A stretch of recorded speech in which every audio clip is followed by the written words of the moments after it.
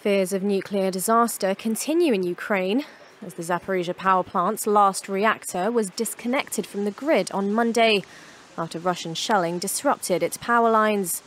Citing information provided by Ukraine, the UN's nuclear watchdog said the bombardment sparked a fire that disrupted the transmission line, which as a result disconnected the last reactor that supplies the plant's own needs.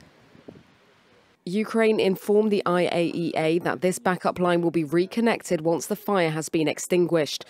A secure off-site power supply from the grid and backup power supply systems are essential for ensuring nuclear safety. The shelling comes just one day before the Atomic Agency was to publish a report on the safety of the Russian-occupied plant. And Ukraine's president has blasted Moscow for taking things closer to a nuclear catastrophe.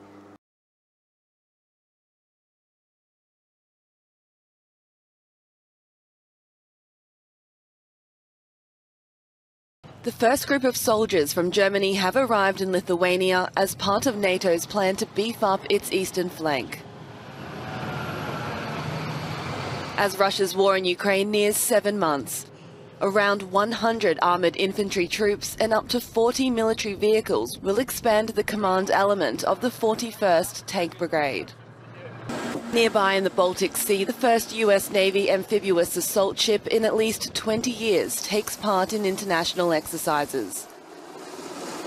Its mission is to promote safety and security in the region. It's been training for months with Swedish and Finnish militaries alongside other US Navy ships.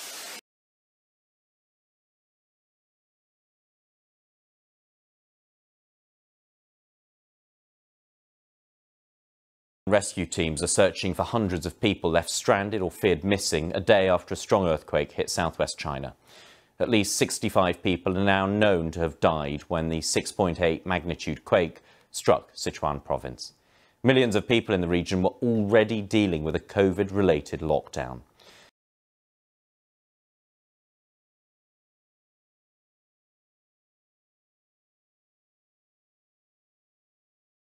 Tonight, the manhunt in Canada is expanding after a horrific stabbing spree that left at least 10 people dead and 18 injured. Police now saying one of the 2 suspects, Damian Sanderson, was found dead, not from a self-inflicted wound. It's not clear who killed him. His brother, Miles Sanderson, is still on the run and is considered armed and dangerous. Today, both of them have been charged with murder, attempted murder, and breaking and entering. This is an ongoing, active investigation. The stabbings unfolded early Sunday in a rural Indigenous community in the Canadian province of Saskatchewan. Police are investigating 13 crime scenes in the James Smith Cree Nation and the village of Weldon. Authorities say the men were then believed to have fled to the province's capital city, closer to the U.S. border.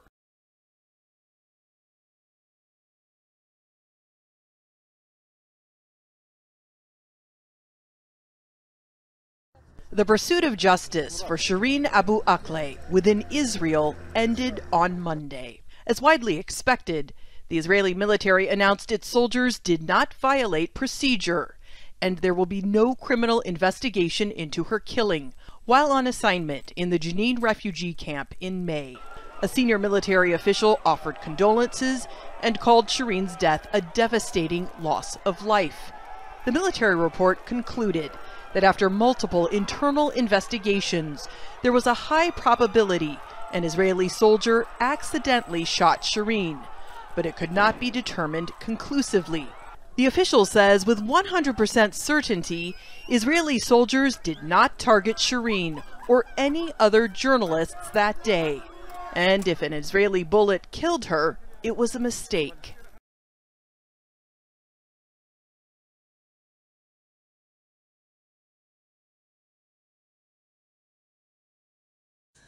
French residents are being called on to reduce energy use in the coming months to avoid the risk of rationing and cuts this winter. The warning comes at a time of fresh tensions with Russia over gas supplies. President Emmanuel Macron says a voluntary effort is needed, but plans are being prepared just in case. If we collectively behave more soberly and save energy elsewhere, then there will be no rationing and there will be no power cuts. France says it's ready to deliver gas to Germany this coming winter, in a show of European solidarity should the gas squeeze make such a move necessary.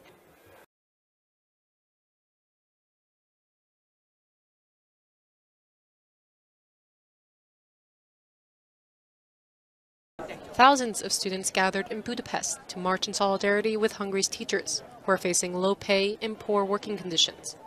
According to the teachers' union PSC, young teachers are living off a salary of around 500 euros every month after taxes.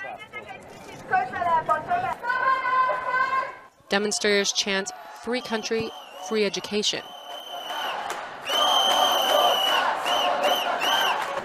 They say it's an amount that is becoming harder to survive with after inflation reaches 14% in the country. Around 8,000 protesters also chanted slogans such as "Strike is a fundamental right" and "Free country, free education."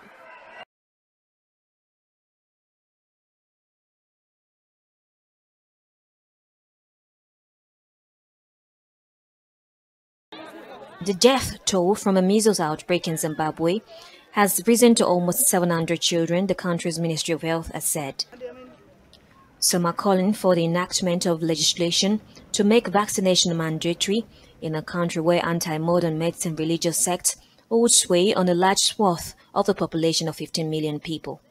The Southern African country's health ministry announced at the weekend 698 children have died from measles since the outbreak started in April. The latest figures are more than 4 times the number of deaths announced about 2 weeks ago.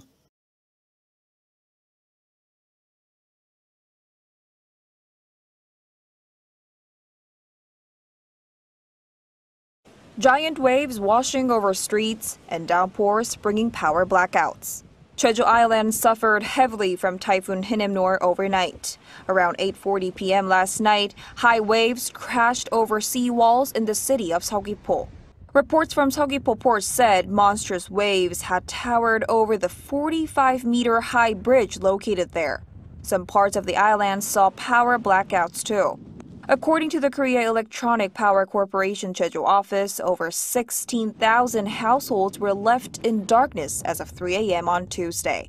Power has been restored to just over 1,290 homes, but strong winds are interrupting the recovery process.